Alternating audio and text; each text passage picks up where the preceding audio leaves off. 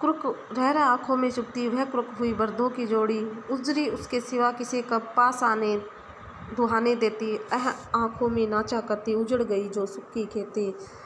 तो आज भी जो गाय की किसान से स्नेह करती थी, गाय भी स्नेह करती थी किसान से, वह किसान के किसी और को दूध दुहाने के लिए पास आने नहीं देती थी। आज भी किसान उस गाय को याद करता है और उसके प्रति उसके मन में आज भी स्नेह की धारा उमड़ रही है, और जिसे देखकर, जिसे सोचकर आज भी वह अत्यधिक दुखी होता है। किसान का वह सुखमय जीवन उजड़ गया है, उजड़ गई सुखी खेती, अर्थात जो किसान का सुखमय जीवन था वो आज पूर्ण रूप से उजड़ चुका है। उसे याद करके, यानी कि खुशी की यादें याद करके हृदय में एक पीड़ा उभर कर ही रह जाती है। बिना दवा दर्पण के घरनी सौरग चली, आंखें आती भर, देख देख के बिना दूध मही, बिटिया 2 दिन बाद मर गई। तो यहाँ पर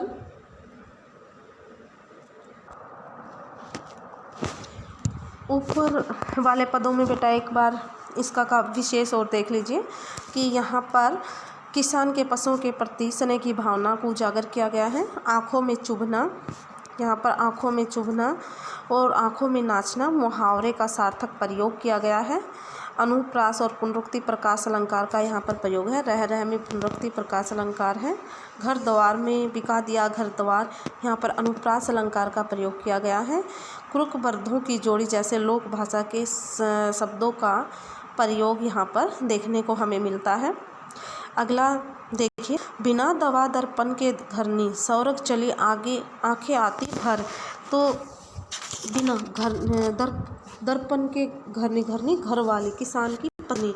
एक कवि ने किसान की गरीबी की ओर संकेत करते हुए कहा है, किसान के पास अपनी बीमार पत्नी के लिए का इलाज कराने के लिए पैसे नहीं हैं, वो भी दवा दारू के अभाव में किसान को छोड़कर चली गई है, अर्थात वो उसकी मृत्यु हो जाती है।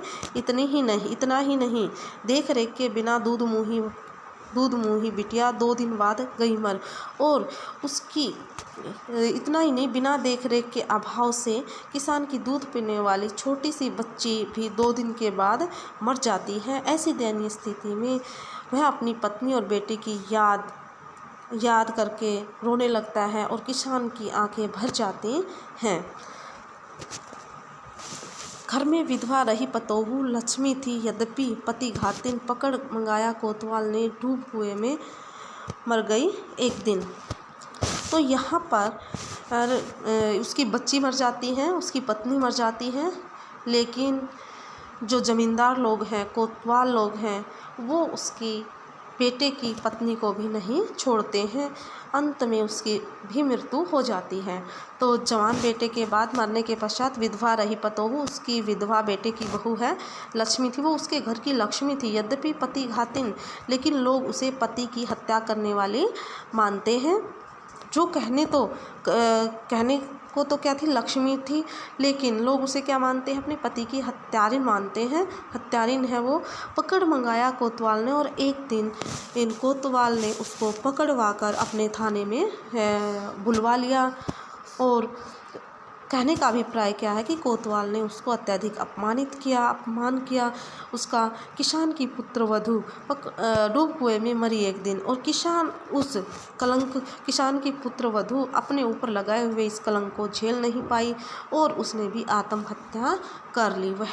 उसने भी कुएं में डूबकर अपनी जान दे दी। खैर पैर की जूती जोरू न सही, एक दूसरी आती, पर जवान लड़के की सुधकर सांप लौटते फटते छाती। तो यहाँ पर कवि कहता है कि किसान सोचता है कि मेरी पत्नी तो मरी, वह तो पैर की जूती के समान है, न सही एक दूसरी आती। मनुष्य चाहे तो एक जूती यदि टूट जाए तो उसके स्थान पर दूसरी जूती खरीद सकता है। इसी प्रकार से यदि एक पत्नी मर जाती है तो वह दूसरा विवाह करके दूसरी पत्नी ला सकता है। पर जवान लड़के की सुध किंतु जवान बेटे की हत्या याद आने पर किसान की छाती पर सांप लौटने लग जाते हैं और उसका जो मन है वो वेदना से भर जाता है, यानी कि उसकी जो पीड़ा है वो और भी अधिक बढ़ जाती है। वह अपने जवान बेटे को नहीं बचा पाया। ऐसे में उसका दूसरा विवाह करके उसकी दूसरी पत्नी लाने का साहस भी जाता रहा है कि अब वो दूसरा विवाह भी नहीं कर सकता है। पिछले सुख की स्मृति आंखों में क्षण भर एक चमक है लाती, तुरंत सुनने में गढ़ वह चितवन तीखी नोक सदृश बन जाती। किसान अपने पिछले सुखी जीवन को जब याद करता है तो वह एक क्षण के लिए उसके मुख पर आनंद एवं सुख की एक हल्की सी चमक उसके चेहरे पर आ जाती है। वह लहराते हुए खेत, बैल, पत्नी, बेटा, बेटी सभी की याद करके सुख का अनुभव करता है।